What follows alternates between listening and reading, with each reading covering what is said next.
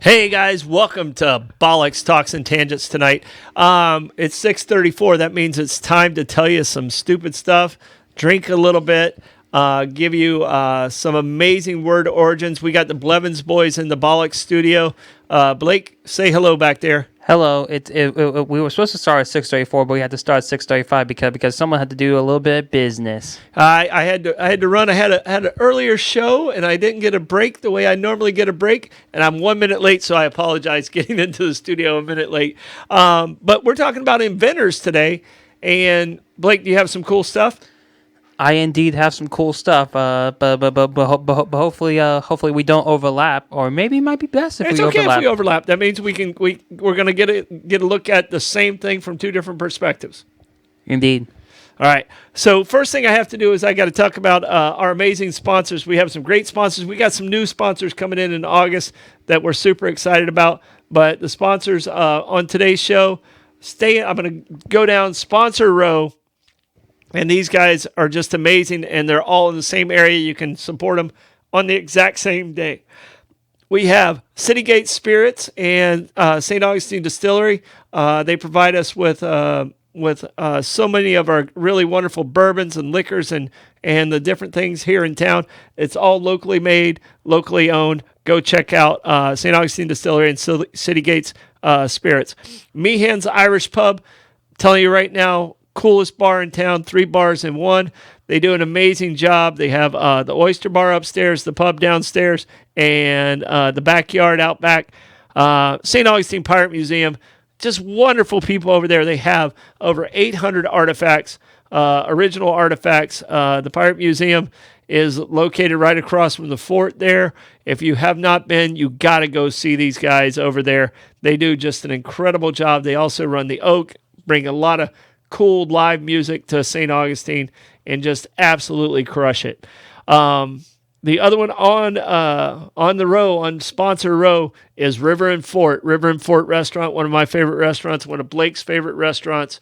You never had a bad meal there. They have a great selection. If you're a bourbon drinker like myself, they have an amazing selection. It's tough to find Blanton's. It's a place you can get a good sip of Blanton's there, and just an amazing meal.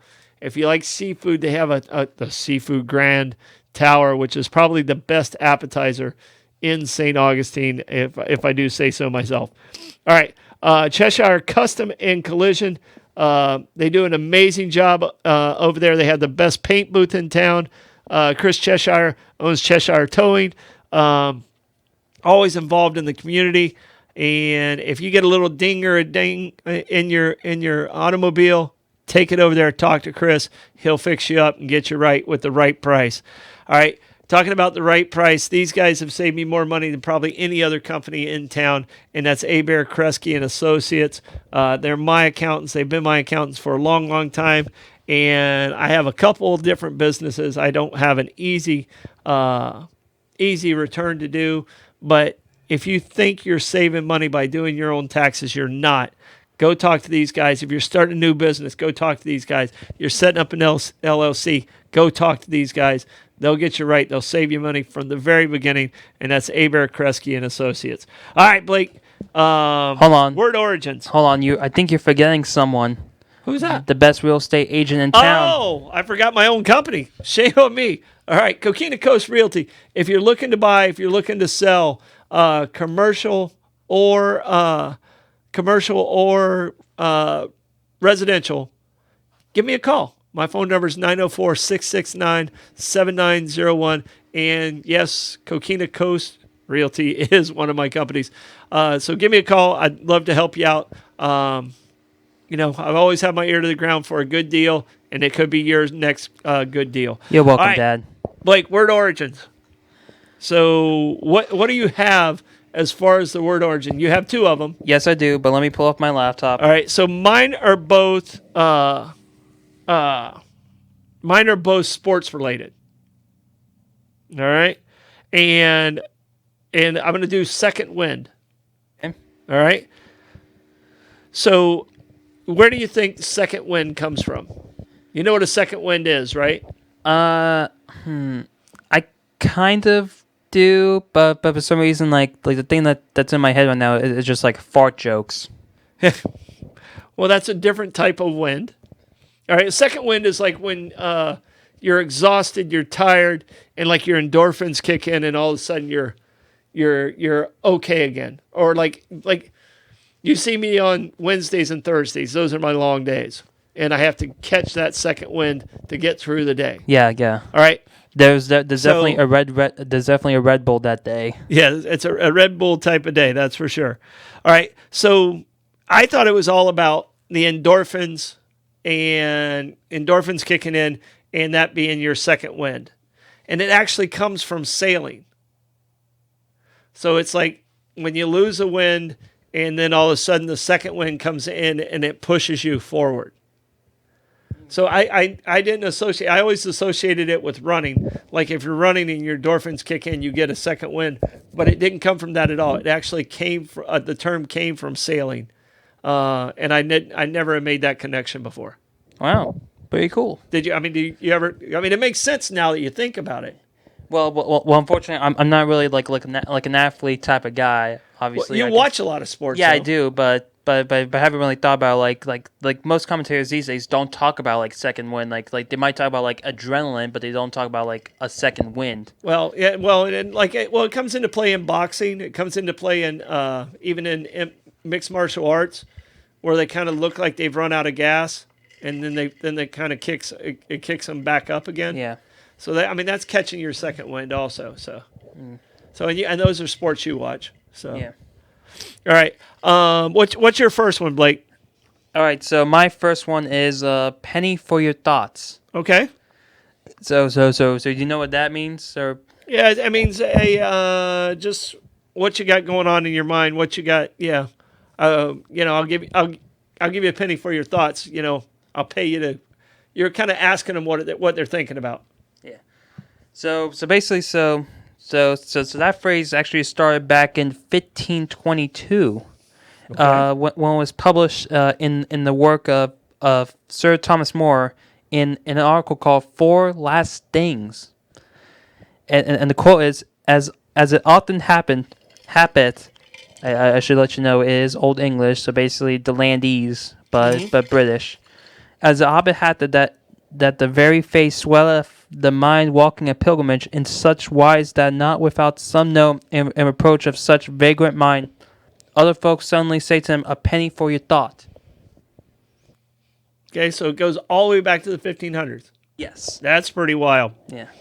All right, and while they're out there, I think I forgot to say it at the very beginning. If you would, please hit that share button down there and share the show. Let's try and get it out there. Help our sponsors out. If you enjoy the show, it really helps us kind of get our numbers up. We're trying to get our numbers up. We can be found on YouTube, Instagram. We're talking about possibly going on Threads. We got to figure that one out of how to make that happen. So if you can do that, we really appreciate all the help you can get with that. We need some merch. Like we need like a Bollox T-shirt. We might need to do a Bollox T-shirt and sell it on the 904. Yeah. Sell it on the 904 app. All right. All right. My second word origin, Blake. Head Start. Okay. And Head Start's had several different meanings and several different things, but the origin of where Head Start was, and like Head Start's now a very popular kids program in education. Yeah. All right. And I think that's what a lot of it has shifted to. But the term Head Start was first written in 1859, and it has to do with horse racing. All right. So, in 1859, you didn't have gates that you flung open and the horses ran out of. They lined them all up in a row, and a lot of times that horse that was trying to jump ahead, kind of always had a little bit of a nose out in front of the rest of them. Okay. And that horse that was ready to run was the horse that usually won, and that horse is the one who got the head start. Okay. And that's where the term actually came. And I don't think winning by a head is used in horse racing now, but I don't think the head start applies anymore. Yeah. Because now they all start out of the same gate. Mm-hmm. So did you have any? I mean, you've heard the term head start, Yeah, right? I definitely hear of like head start, Yeah. And like if you want to give someone in a race or something a favor, you go, oh hey, I'll give you a head start. like you always do to like children racing and like Yeah, all that. yeah, to kind of balance out the race. And as old as I am, when I go hiking with all the younger people I go hike with, I was like, guys, you got to give me a head start.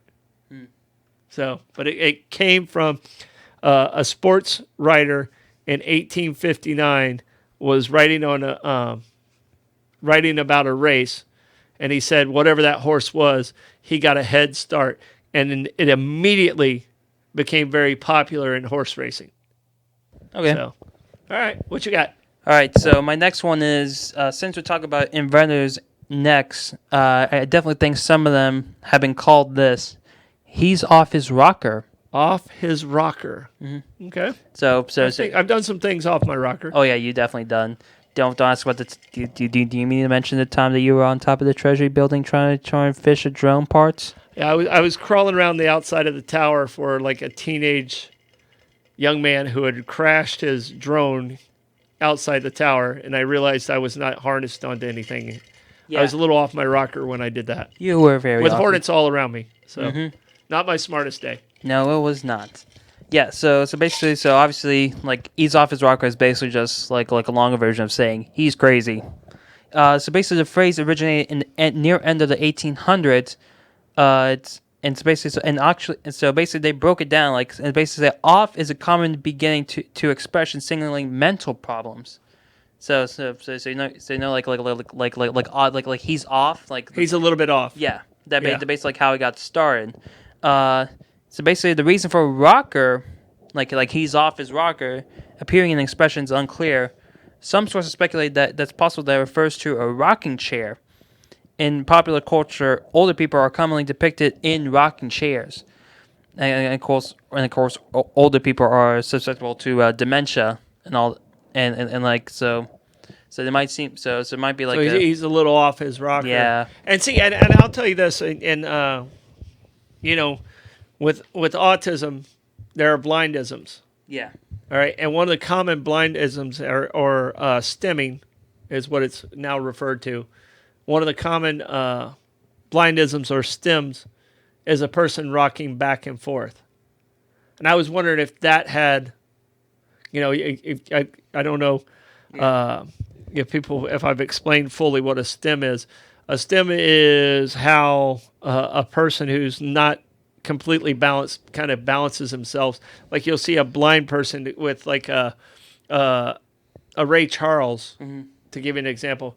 When he's talking, he rocked back and forth, or he rocked this way. And I was wondering if it had something to do with that, but it has more to do with him just being off a little bit and the elderly. Yeah, but basically so it's like another synonym, like another like a related thing to off his rocker is off one's trolley, and that idea came from like the electrical trams because like how often they what's the name for derailed? Yeah, what's it like derailed? Yeah, off the rails. Yeah, so basically, and that's off the rails is probably it's the same as being off your rocker. Yeah. Yeah. So all those are like connected with each other. And you talk about trolley. You know how Los Angeles Dodgers got their name, right? Mm-hmm. Because in Brooklyn, like everyone was dodging the trolleys. Yeah, so they were called trolley Dodgers in Brooklyn, and then it was shortened to Dodgers. Mm-hmm. And that's how the Dodgers, in L.A., I guess it could be on the highway. You're dodging the cars. Oh, geez, a 405. I mean, they got their name in Brooklyn from being the trolley Dodgers. Yeah, but have you ever been on the 405 before? I know you've been to Los Angeles multiple times. Oh yeah, no, yeah, I've been on the 405. Is it that scary like in movies? No, I mean it's any other highway. I mean it's if there's an accident, you're completely screwed. LA takes a long time to get to.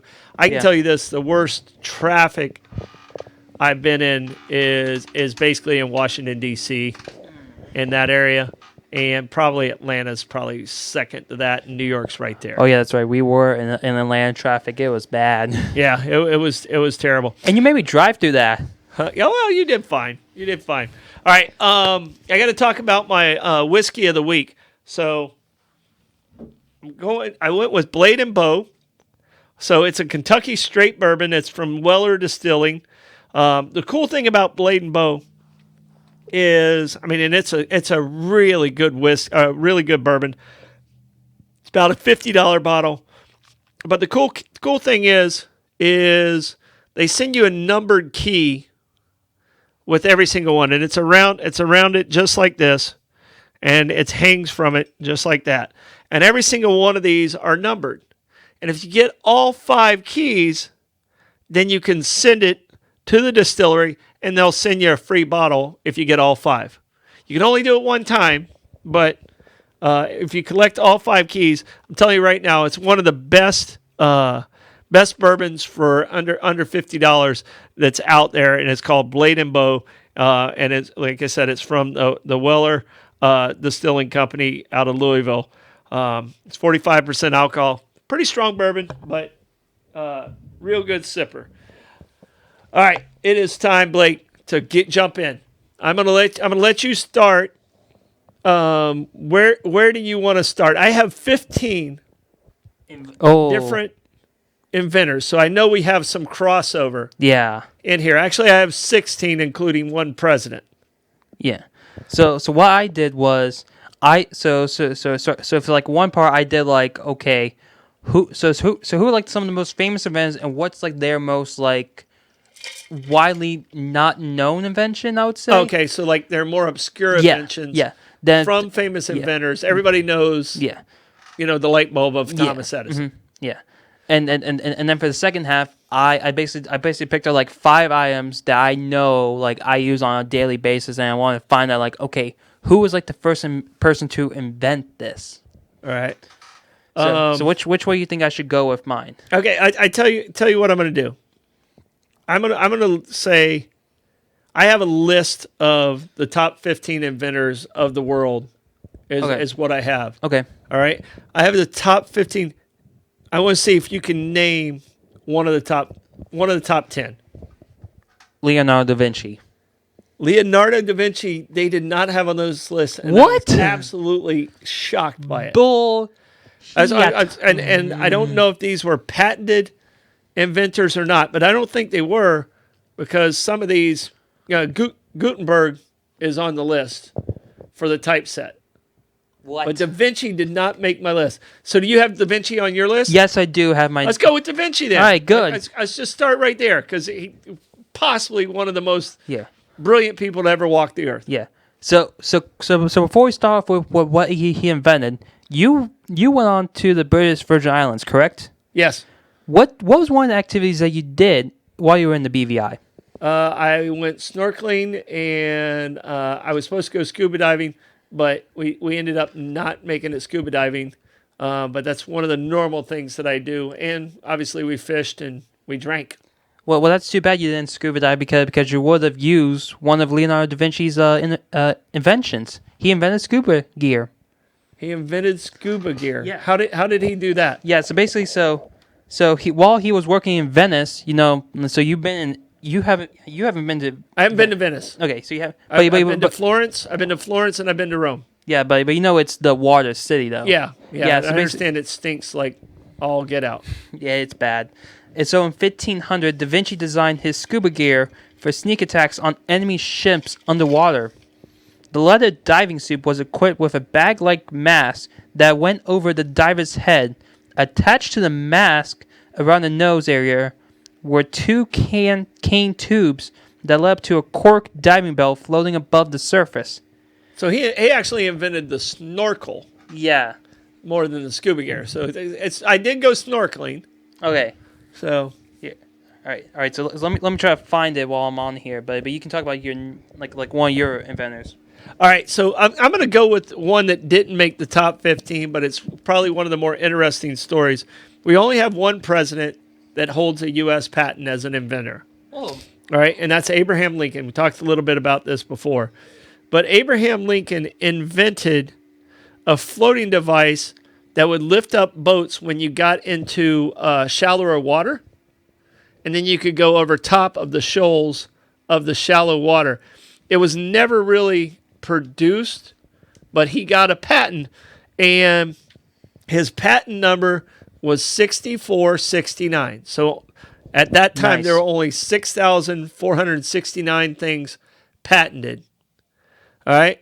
And I was like, okay, it's kind of unique that he got the patent. It's kind of cool he got that.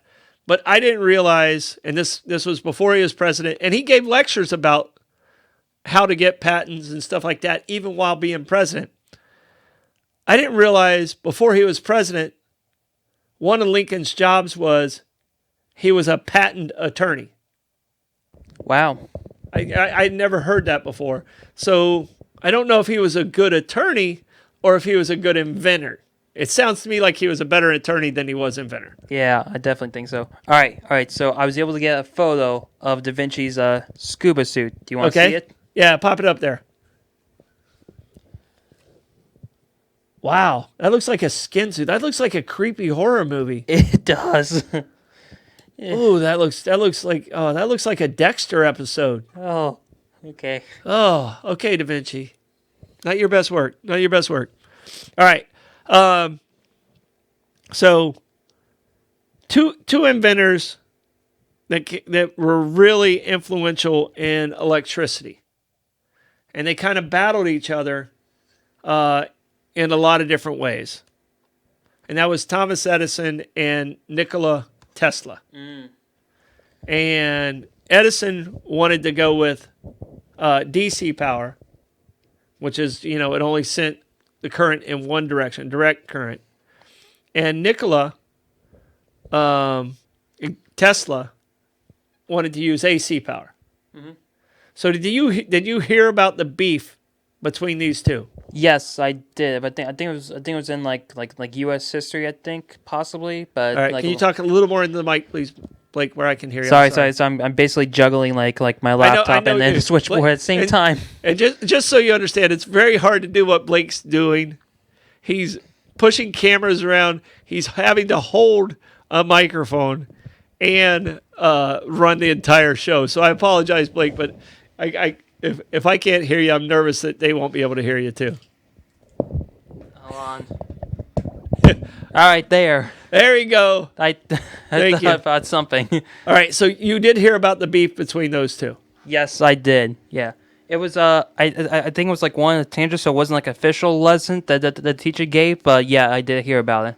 All right, and what it was is Tesla actually Edison was Tesla's like kind of hero when he first started doing inventing and stuff like that, and he went to work for Edison. And Edison made a bet with Tesla.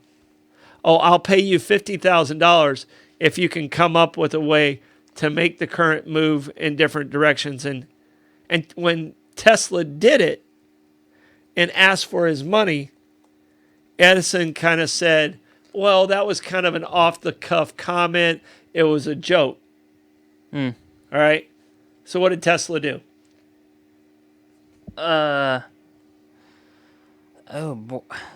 Edison stiffed him on $50,000. Yeah. Tesla said, all right, you want to play like that?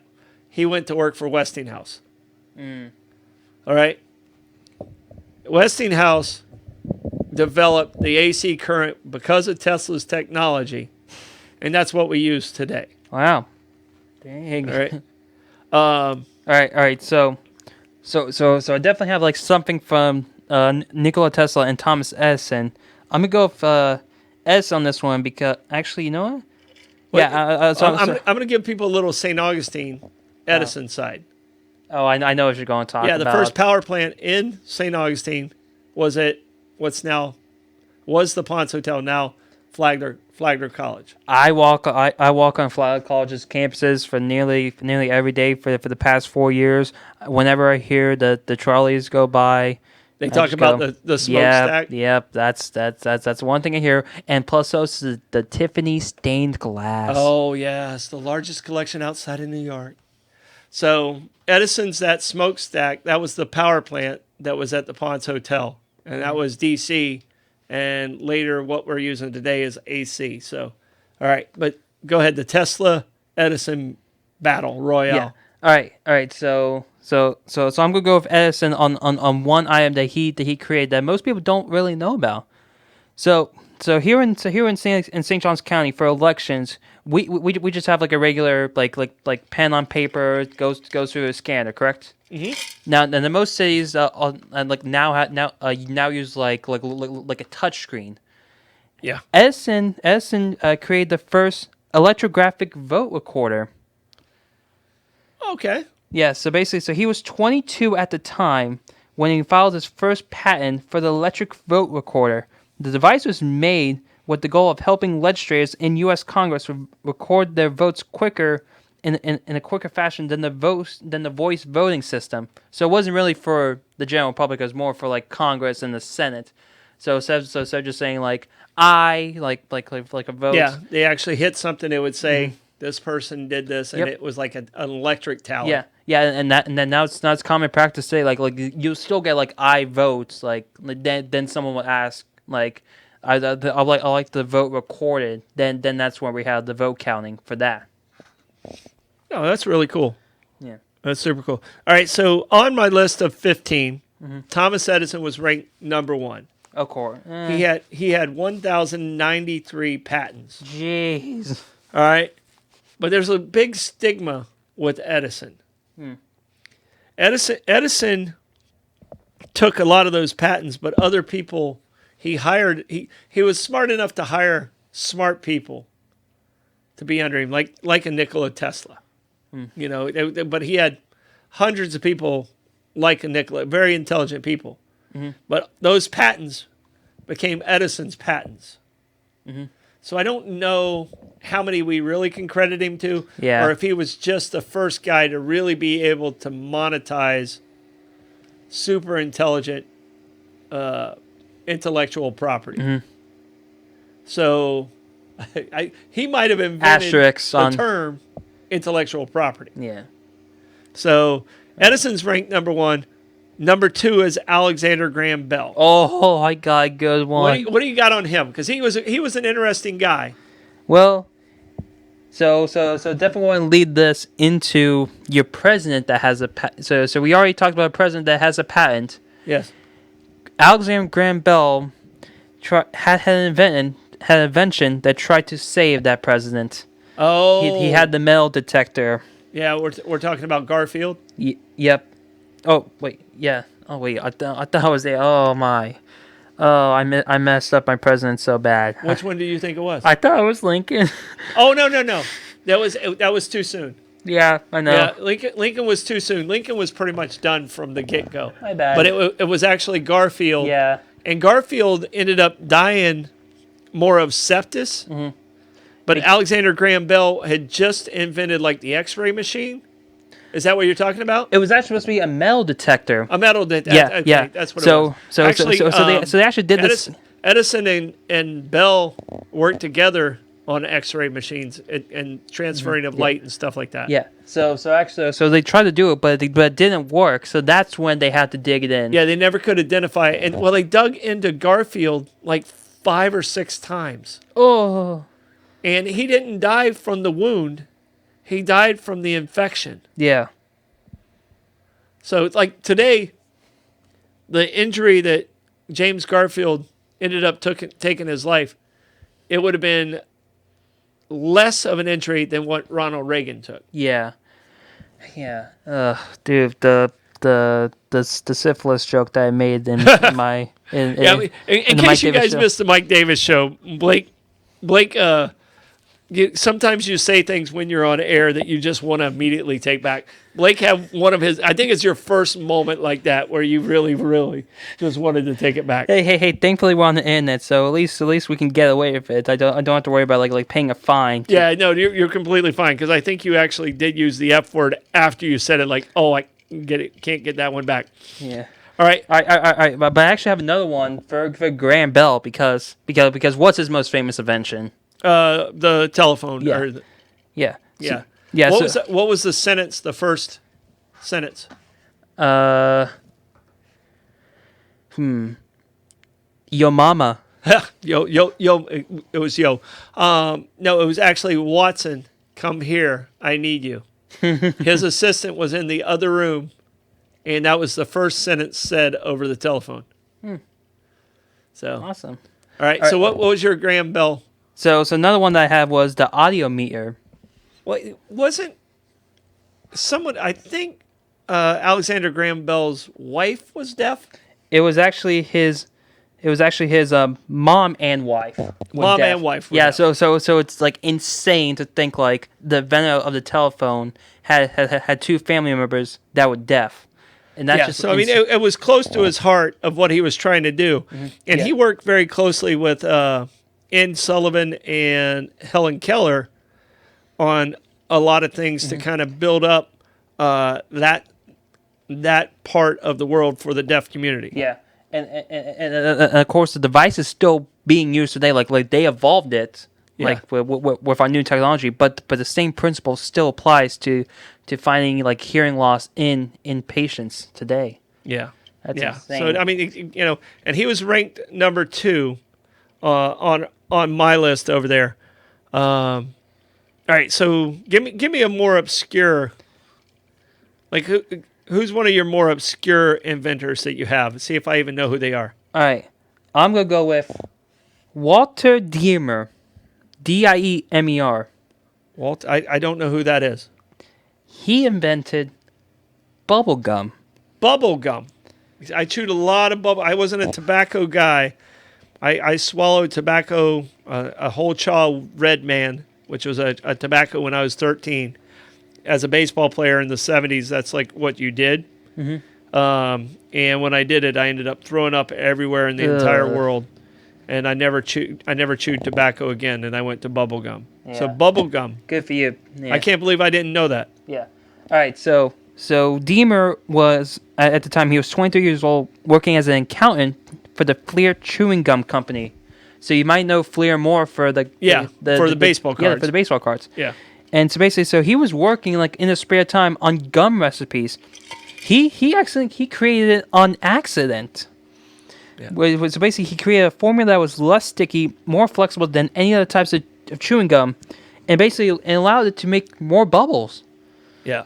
And he says like he used a pink dye for the bubble gum because pink was the only color available at Fleer. So that's how bubblegum became pink. Oh, that's really cool. All right, another cool thing. Let's stick with the bubblegum. And I don't know how much you know about this. Do you know who invented Big League Chew? I think it was it has to be a base. I think it was like a minor league like baseball player that only spent like 10 games in the minors, like low level minors. All right. So Big League Chew came from Portland. All right, and it was like kids wanted to chew the tobacco and stuff like that, and so instead of like guys like me, I still wanted to be cool, but I decided I couldn't handle the chewing tobacco, so I needed gum. Big League Chew comes in a pouch. All right. The really cool thing about Big League Chew and one of the originators is, the actor Kurt Russell. Yes. Did you know he was a minor league baseball player? No, I did not. Huh? I did not. All right. So his father had the minor league baseball team out of Portland. So Kurt Russell and his father were associated with putting together Big League Chew and creating that product out of the bubble gum. A shredded bubble gum, just like out of the pouch. And I wish I knew that. If Bobby, if you know the name of that minor league team, there's a great documentary of the minor league team of Kurt Russell's father and how that team came to be. So check that out. But you took me to bubblegum, and that immediately I took it to Kurt Russell. So All right. No, that's why we went down tangents. Yeah. All right. So I think we have time for one more inventor from you. Then think it's time to thank more of our sponsors. Yeah, we got to talk about our sponsors. All right, and I pulled this one up to see if you knew who it was, because this is one that affects you probably as much as anything else. Chicken. Tim Berners-Lee. The internet. So you know who Tim Berners-Lee is. Yeah. Well, and a lot of people don't. And to me, he should be one of the top. Like, a lot of people know who Steve Jobs is, who Bill Gates is, and stuff like that from the computer. But Tim Berners-Lee is the person who created the World Wide Web. And because he worked for another company, he's a wealthy man, but he's not Steve Jobs wealthy. Well, Steve's not with us anymore, but he's not Bill Gates wealthy. Unless you believe in that conspiracy theory that they somehow still alive in Belize. Jobs? Yeah. Yeah. No, I don't think so. Yeah, no. He was looking pretty rough at the end. He is. So, but Tim Berners-Lee, to me, has changed the world more in the last 30 years than I think anyone else has. And I mean, we got a lot of wars and a lot of terrorists and a lot of different stuff out there. But I think Tim Berners-Lee and his contributions with the World Wide Web has changed the world more in the last 30 years than anybody else. Yep. I agree with that. More than Elon, more than Trump, more than Jobs, more than Gates. This is the guy that more should than get Troy more credit. Blevins. What's that? More than Troy Blevins. Yeah, way more. Because we wouldn't be on right now if it wasn't for Tim Berners-Lee. And we wouldn't be on right now if it wasn't for our gracious sponsors. Exactly. Great segue, Blake. Our amazing sponsors, we got Coquina Coast Realty. If you're looking for real estate to buy or sell, commercial or residential, give me a call, 904-669-7901. Looking for an accountant. If you're not looking for an accountant, you should be looking for an accountant. If you don't have an accountant, you should have an accountant. Abare, Kresge and Associates. I'm sorry, I keep looking at the wrong camera. Thank you, Blake. I know. These are the guys you really got to talk to. Go see them. Go see Billy over there. He'll take care of you. They do an amazing job. They'll save you so much money. You'll thank me for sending you their way. All right. The other one, if you have a car that needs a little help, needs a little fixing up, a little TLC. facelift, let's call it. Give Chesire Customs and Collisions. They have everything state of the art. They do an amazing job over there. Wonderful people. Just go see them. You'll be happy you went over there. All right. We're hitting Sponsor Row. It's very important to hit Sponsor Row. If you don't know where Sponsor Row is, get to the Bayfront. Get to River and Fort. River and Fort, in case you don't know where it is, it's right across from the fort, and you're looking at the river. The rooftop's one of the best places to drink in town, if not the best place to drink in town. Amazing food. Completely changed the complexity of that corner. They just do an incredible job. Go see them at River and Fort. All right, if you have not been to the St. Augustine Pirate Museum, make it happen. Just do yourself a treat. Make it happen. Go see it. They have over 800 artifacts. They have interactive people that know about the artifacts that can talk you through it. You can see something different every time. I've been 5 or 6 times. I always see something different when I get in there. Go see and ask for Captain Mayhem. See if he's there to give you a tour. All right. Reggie and Meehan's at Meehan's Irish Pub. Get the mac and cheese. I can tell you right now, it's an Irish pub, but their shepherd's pie is as good as anything in town. Their chicken bites is what they're calling them right now. Incredible. Their mac and cheese. Like you think, oh, it's just chicken. I'm telling you right now, incredible. They're amazing. They're so yummy. Their burgers are great. How good's their mac and cheese, Blake? Amazing. I'm telling you, they have great food, great bar, 3 different bars, 3 different atmospheres. You get tired of one, you walk to the next one, completely feel like you can do your own pub crawl in the same pub. All right.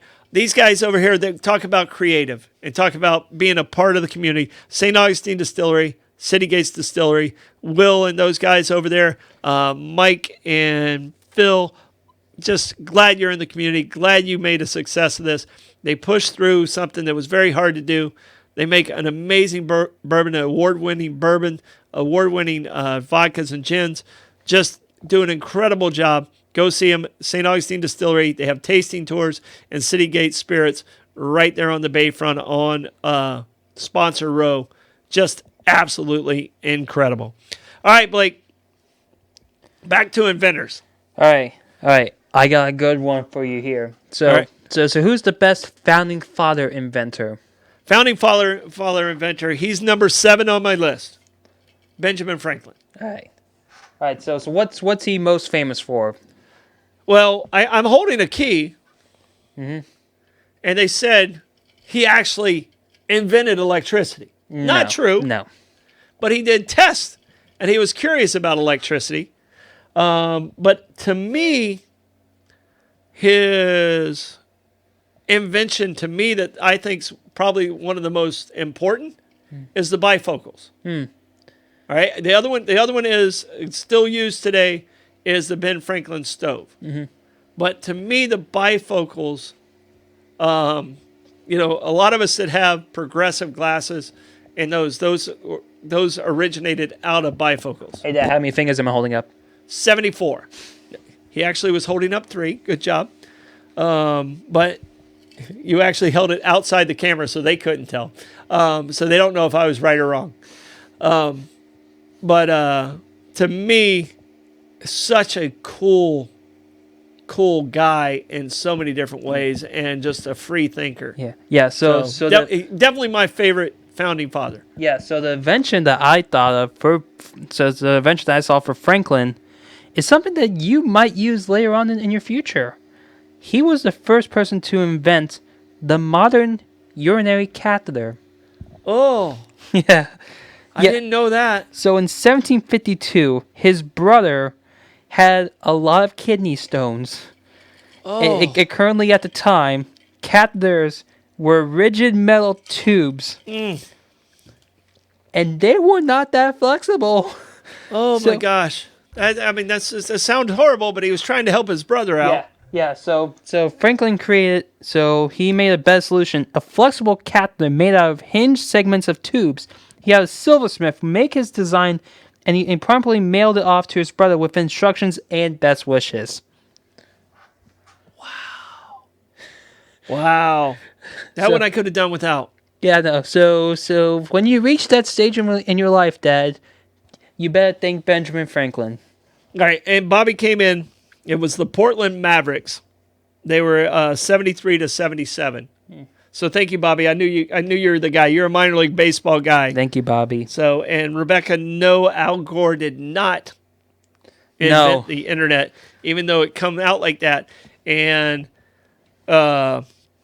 just to clear up exactly kind of what he said, Al Gore created a funding source to make the internet go more global. So the funding that he created while he was a senator, You can't take that back, Becca. where he was going with, without me, there wouldn't be an internet. And I think that was kind of the statement he made. And then all of a sudden it got twisted politically of he invented the internet. Yeah, sure. You were kidding, Becca. What was that? She commented, "I was kidding." Oh, I know you were, but I wanted to clarify the statement because there's so many people pick on him about that. But he was one of the signers of the bill that created the funding source. So that was his only association. But of course, in any politics, it gets twisted in so many different ways. Yep. All right, Blake, I have 2 inventors that are connected, and I didn't realize they were connected until yesterday. Oh. And I told the story last night at trivia. All right. Well. And one of them is an inventor who's number 3 on the list. And the other one's an inventor who's number 8 on my list. Okay. All right. And the 2 I'm talking about is George Washington Carver. All right. He is considered, his nickname was the Plant Doctor. He was born a slave. Worked himself and got a high school education. He was accepted to Ames Agricultural College in Kansas, and he was supposed to go there, but they put a rule in that African Americans couldn't go there. So he ended up having to go to Iowa State Agricultural, where he earned his his bachelor's and master's degrees. He had over 300 inventions in different uses of the peanut. And I didn't realize when he was at Tuskegee Henry Ford was one of the main financiers of George Washington Carver's research. And the reason he was the financier of that is because George Washington Carver was in charge of all of Henry Ford's crops. I didn't realize Henry Ford was so into ethanol and all that. So Henry Ford's crops, which were in Georgia, fell under the supervision of George Washington Carver. Cool. That's Okay, I can't hear you. Can you hear me now? Yes. Good. That's a pretty cool story. Like I definitely think a lot of people got that. I think it was like a 60-40 split for the trivia question last night on About George Washington Carver. Yeah. Yeah, and I'll tell you, it was kind of wild. George Washington Carver, the first time they ever met face to face was in 1942. George Washington Carver was in his early 80s to mid 80s. Couldn't really put an exact date on his birthday. He died. George Washington Carver died in 43. That's the first time they met face to face. They corresponded for decades. First time they met face to face.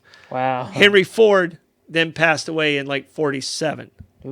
So here's two guys that made the top 10 on the inventors list of all-time inventors list that collaborated together. No. Edison and Bell collaborated together. Edison and Tesla collaborated together. Now, since yesterday, when you mentioned George Washington Carver, like on for the storm stat, I always wondered, how did he get the name like George Washington Carver? Like hasn't been explored in detail. Like has he explained like why he's named George Washington Carver? Well, he got the name the way I understood it is the family he was a slave to was Carver. Okay, so he was born in slavery, and his parents were evidently well educated at that time for slaves, because in some states slaves weren't even allowed to know how to read. So, but George Washington Carver's parents evidently were more advanced educationally than a lot of other slaves at the time. Cool. And they knew about George Washington and freedoms and this stuff, and that's the reason they wanted their son to be great. So that's the reason they named their son George Washington. Cool. That's the story that I had from that. All right. So, All right. So I have an inventor for you, and you have to guess the product that they created, or at least the thing that they created. Charles Yost. Yost. Yost. I played baseball with an Ed Yost. Yost. I don't know. What is it? So what's like the most comfortable pillow that you've ever laid on? Probably a what is it? A dowel, the feather pillow. Okay. So Charles Yost created memory foam. Memory foam. Yeah. Okay, that's not one of my favorite pillows, by the way. Okay. But I like the dowel the feather pillows. Yeah. So That you always, if you have one of those in a pillow fight, you win. Oh yeah. Especially an older one, you can actually knock somebody out with it. Oh jeez.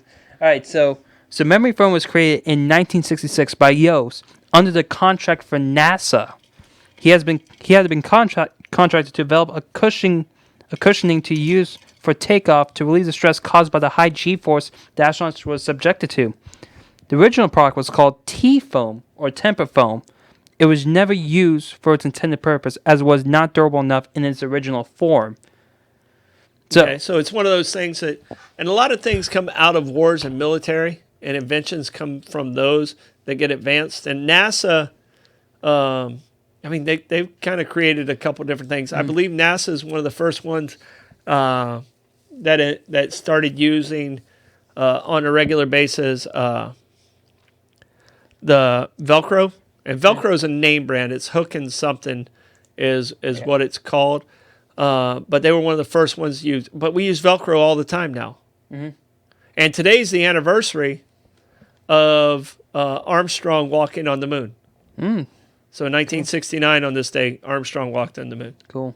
Now, was his first line what was his first line before he touched down on the moon? Was it? It wasn't not. It was one small step for a man, one giant leap for mankind. Because of the radio connection, it came out one small step for man instead of for a man. So the A was completely lost on the communication, but it was one small step for a man, one giant leap for mankind. Yeah. Which foot touched first, left or right? I think it was the right foot. Nope, it was left. Oh, dang. You had a 50-50 chance. Well, Who was the second man on the moon? Buzz Aldrin. All right, good job. Who was the man who was left up in the capsule orbiting the moon? Oh, I feel bad now. So did he. He didn't get to go to the moon. He traveled all that way, didn't get to get out of the car. No, that sucks. All right, Michael Collins. Okay. All right. But going back to memory foam, though. Hook and loop fastener. Thanks, Bobby. Yeah. So basically, NASA then sold out the formula to other companies, but they tried their best to work with it. It didn't work. It wasn't until a Swedish company called Tempur-Pedic was able to craft a more durable version that still had the same desirable quantities that was ready to be used in a commercial product. So Tempur-Pedic mattresses, they were the ones that used Charles Joseph's formula and involved it into their mattresses. That's pretty cool. I also didn't know that they were Swedish. All right. I want to talk about this one. There's only one woman on my list, and I didn't really know a whole lot about the story of this woman. And I apologize if I don't say her. Hedy Lamar. And it's Hedy. I had her on my list as well. Huh? I had her on my list as well. You had her on your list? Yeah. All right. What's cool about Hedy Lamar is she was like a silent film Scarlet. Like she was a star in silent films. Beautiful. Beautiful woman. When it came around to World War II, what did she invent? She basically created the mic. She basically created a system that basically allowed radio waves to jump onto different frequencies, in order to stop radio signals from being jammed by the enemy. Yeah, and she did a ton of stuff with radio stuff. She used radio tracking. Hedy. It was Bobby says it's pronounced Hedy. And she's the one who created, and he's an Air Force guy, so I don't know what he knows about the torpedoes or radios. Air Force guy. No, it completely makes sense. But her inventions during World War II helped win the war because she did some tracking of torpedoes through radio signals and so many really, really cool stuff. Yeah. And here's a woman who went from being a movie star to being a scientist and inventor out of necessity and just brilliant. Yeah. And one of the things that I read about her is what we use today on our phones in our house. Wi-Fi. She was creating back in the 40s Wi-Fi and Bluetooth. Yeah. She was the mother of all that stuff, and we don't know her name. If I don't do this today, I wouldn't have known her name. Yeah. Did you know her before we started research? No, I did not. No. Yeah, I mean, she to me, she's the coolest person on our list. Yeah. So, what other ones you got? Or do you want to talk more about her? All right. I think we're good on that, but then I know we got 5 minutes left. Yeah. So we always you always sometimes think about okay, he this is what I want to invent. So what's some things that you want to invent that they don't think does exist? I can tell you right now, for me, the thing and sci-fi has brought us so many cool inventions. Like if you think about Star Trek, where they tapped on their chest and they could just talk, or Get Smart, where they talked on the shoe phone. None of that stuff was even possible. On the Jetsons, Jetsons had FaceTime before we did. So the thing that I would love to see is from Star Trek is to be able to teleport. Yeah. You know, I hate to drive. I would love to be able to go. I'm gonna go to Savannah for dinner and teleport to Savannah. You know, airline industries probably don't want to hear that. Yeah, no. But I definitely think it's already invented, but there's some money being. I don't want to be the first one to try it. I can tell you this because I don't want my eyeball coming out my right elbow. I don't want to go to like I want to go to like plan to go to New York, then all of a sudden and end up on Uranus. Yeah.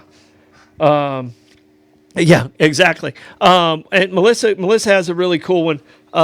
Would like to see an anti-gravity device.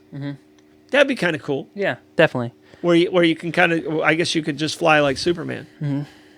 Yeah, I definitely a realistic thing that I want to see is I basically want to see like I know it's out there, but want to see like a better way to basically like go on like I know it's like car to boat, like plane to boat, like to car. I want to see like all three of them at once. Like just like a car. So it could be a car, a plane, and a boat. Yes. Well, I think that's actually possible because you have planes that can be boats, and you have cars that can be boats. Yes. You know, and you have boats that can be either one of them, but you don't have all three. Yes. All right. Here's another one, and like I said, I hate to sound so nerd out on Star Trek. We're too late. Yeah, I'm super nerdied out. Is being able to diagnose on Star Trek? They just put like a little thing over top of him, and they go, "Oh, he broke his arm." Yeah. And heal it from there using electrolysis or whatever it is, and recirculate or and I think we can get to that point, but I think that's one where if you could just step into a booth like once a year, and instead of having to solve cancer, we just catch it first. You know what I mean? You know, that would be a device that would be amazing to me. Yeah. So I mean, there's so many inventions in the medical field that could be just incredible. But in Star Trek, the doctor would just put it over top of him and say, "Oh, okay, he's bleeding right here," and they heal it from outside without having to cut into the patient. Yeah.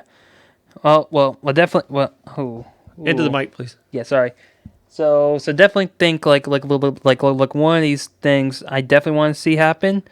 I definitely want to see like a washer and dryer combo that does that switches over automatically. So as we just load stuff in, it washes, then it goes into the dryer. But on top of that, it also folds our clothes as well. I was going to say you need one that after it's done, it takes it out of the dryer, folds it, and puts it into the space it needs to go.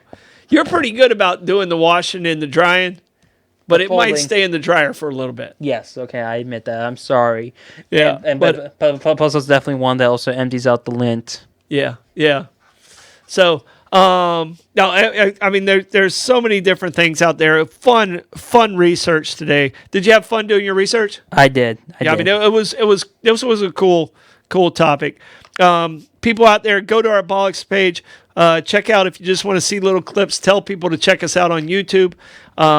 Just fun show. Blake, great job. Thank you. Blake literally was in there juggling Jell-O, doing so many different things. Wonderful job, Blake. Appreciate you so much. Thank you to our sponsors.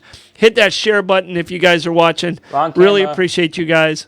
I'm looking at the wrong camera. But appreciate you guys. This is Bollox Talks and Tangents, and we'll see you next week.